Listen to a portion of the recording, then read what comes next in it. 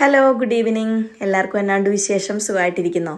ഇന്ന് പിന്നെ പെട്ടെന്ന് കുറച്ച് ബീഫ് ഇരിപ്പുണ്ട്, അത് വെച്ചേക്കാമെന്ന് വിചാരിച്ചു കേട്ടോ. നൈറ്റ് ഓഫ് ആയിരുന്നു. നൈറ്റ് ഓഫ് ഒക്കെ കഴിഞ്ഞ് വന്ന് എന്നാൽ പിന്നെ വൈകിട്ടത്തേക്കുള്ള പരിപാടികൾ ചെയ്തേക്കാം. ഇന്ന് വെക്കുവാണെങ്കിൽ നമുക്ക് നാളത്തേക്കും കൂടെ ഉപയോഗിക്കാമല്ലോ കറി. ഇപ്പോൾ നാളെ ഫ്രീ ആയിട്ടിരിക്കുകയും ചെയ്യാം. ബീഫ് എടുത്തു, കുറച്ച് കുരുമുളക് പൊടി, മഞ്ഞൾപ്പൊടി, ഉപ്പ്. ബീഫ് നന്നായിട്ട് കഴുകിയെടുത്ത് ഈ 3 പൊടികൾ നമ്മൾ അതിനകത്തിട്ട് കൈ കൊണ്ടൊന്ന് മിക്സ് ചെയ്ത് ഒരല്പം മാത്രം വെള്ളം, ഒരുപാട് വെള്ളം ഒഴിച്ചില്ല, ജസ്റ്റ് ഒന്ന് വേവിച്ചെടുക്കാൻ വേണ്ടി വെള്ളമൊന്ന് ഒഴിച്ച് നമ്മൾ കുക്കറിൽ വിസിലിട്ട് നമ്മൾ അടിച്ചെടുക്കുകയാണ്. ഞാനിവിടെ 3 വിസിൽ അടിക്കുന്നുള്ളൂ. ഇവിടുത്തെ ബീഫ് നമ്മൾ ഒരുപാട് അടിച്ചാലും അങ്ങ് പൊടിഞ്ഞു പോകും കേട്ടോ. അപ്പോൾ നമ്മൾ ആവശ്യത്തിന് ഒന്ന് വേവാക്കി എടുക്കുന്നുള്ളൂ. അപ്പോഴത്തേക്കും സവോള, പച്ചമുളക്, വെളുത്തുള്ളി, ഇഞ്ചി ഇതെല്ലാം കൂടി ഇട്ടിട്ട് ഞാനൊന്ന് വഴറ്റിയെടുക്കുകയാണ്. അതിനുശേഷം നമുക്ക് ഒരു മസാല തയ്യാറാക്കിയെടുക്കണം.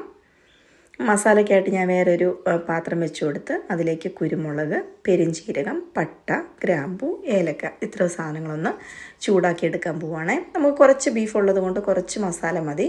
കുരുമുളക് അല്പം ഞാൻ കൂടുതൽ എടുത്തു പോയായിരുന്നു, അതുകൊണ്ട് കുറച്ച് എരിവ് ഉണ്ടായിരുന്നു. ബീഫിന് കുരുമുളക് ഒരു ടേസ്റ്റാണ്, എന്നാലും എരിവ് കുറവ് വേണ്ടവർ കുറയ്ക്കണം കേട്ടോ.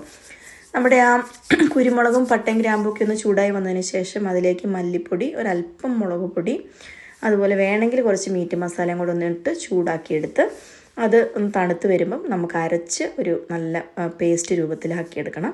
എന്നിട്ട് നമ്മുടെ ഉള്ളിയെല്ലാം ഒന്ന് വഴന്ന് കഴിയുമ്പം അതിലേക്കിട്ട് നല്ല പോലെ ഒന്നുകൂടെ വഴറ്റിയെടുക്കണം. കുറച്ച് നേരം കൂടുതൽ വെച്ചാൽ ഒന്ന് കറപ്പിച്ചെടുക്കണം കേട്ടോ. അപ്പോഴാണ് നമ്മുടെ ബീഫ് നല്ലൊരു കളർ വരുന്നത്. ഞാനിപ്പോഴും കുറച്ച് ഉലുവപ്പൊടിയും ഒരല്പം കായവും ബീഫിന് ചേർക്കാറുണ്ട്. അതൊരു പ്രത്യേക ടേസ്റ്റ് കിട്ടും കേട്ടോ. വളരെ കുറച്ചേ ചേർക്കാവുള്ളൂ, ഇല്ലെങ്കിൽ അത് കയ്പ്പായിട്ട് മാറുവേ. ഇനി നല്ലതായിട്ടൊന്ന് വഴറ്റി ഞാൻ കുറച്ച് നേരം തീയൊക്കെ കുറച്ച് വെച്ചെടുത്ത് നല്ല ബ്ലാക്ക് കളറിൽ വന്നിട്ടുണ്ട്. ബീഫ് വളരെ കുറച്ചേ ഉള്ളൂ. കറി വെക്കുമ്പം നല്ല നെയ്യുള്ള ബീഫ് എടുക്കുന്നതാണ് ടേസ്റ്റ് കേട്ടോ. അപ്പോൾ ഇതേണ്ട നമ്മുടെ ബീഫ് വേവിച്ച് വെച്ചത് കറക്റ്റ് വേവായിട്ട് വന്നിട്ടുണ്ടായിരുന്നു. 3 വിസിലിന് കുറച്ച് കറിവേപ്പിലയും കൂടി ഇട്ട് ഒന്ന് ഇളക്കി വേവിച്ചെടുക്കുകയാണ്. ഇനി ഇതൊന്ന് വെന്ത് കിട്ടി റെഡിയായിട്ടെടുത്ത് നമ്മുടെ ബീഫ് കറി റെഡിയായി കേട്ടോ. അപ്പോൾ ഇന്ന് ഞങ്ങൾ ബീഫ് കറിയാണ് റെഡിയാക്കി എടുത്തേക്കുന്നത്.